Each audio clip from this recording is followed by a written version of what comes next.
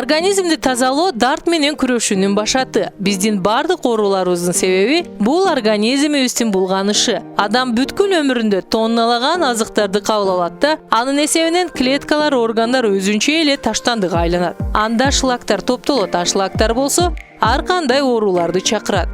Албетте организм деле күрөшөт, бирок бул күрөш үчүн ал өтө эле көп күч жумшайт. Эгер биз шлактарды өзүбүздөн чыгарып салсак, картаюу процессин токтоткон болобуз. Демек, организмибизди тазалайбыз. Кантип? Эң негизги процедура ичегини тазалоо. Бул тазалоо организмден эски шлактардын катмарларын алып чыгат. Бул тазалоодон кийин айрымдар бир нече килограмм салмакта ташташат. Тазаланган ичеки жаңы күч менен пайдалуу заттарды өзүнө сиңире баштайт. Мурун буга шлактар тоскоол болгон болсо, жыйынтыгында сиздин иммунитетиңиз көтөрүлүп, териңиз тазарат, чачыңыздын абалы оңолот, энергиялуу болуп каласыз. Ооз көңдөйүңүздөн чыккан дем жаңыланат. Кыскасы, ичиңиздеги таштандыдан арылып, өзүңүздү бир кыйла жакшы сезип каласыз. Жоон ичегини тазалоодогу эң сапаттуу жана тез каражат болуп клизма эсептелинет. Бирок кандайдыр бир себептерден улам клизманы колдоно албагандар төмөнкү ыкмалардын бирин колдонсо болот. Алманын жардамы менен. Алмада бардык башка жемиштер сыяктуу эле клетчатка бар. Мындан тышкары алманын дээрлик бардык сорттору жемиш кислотасына ээ. 2-3 даана алманы кыргыч менен кырып, күн сайын эртең менен ачкарын абалыңызда жеңиз. Бул процедураны 1 ай бою калтырбай кайталаңыз да, 2-нчи айда муну күн алыс жасаңыз. Алманы жеген соң 3 сааттан кийин тамак ичүү керек. Мындай диета заңдагы таштарды эң сонун бөлүп чыгарат. Тилекке каршы жоон ичегини тазалоо бардык эле адамдарга туура келбейт. Бул олуттуу өнөкөт оорусу барларга сунушталбайт. Мисалы, астма, диабет, гепатит, дифтерит, менингит, кургак учук, панкреатит, жогору же төмөн кан басым, жүрөк оорулары, онкологиялык оорулар, анан албетте айыз убагында жана кош бойлуу кезде ичегини тазалоо тууралуу ойлонбоңуз. Ден соолукта болуңуз, Салам медианын каналына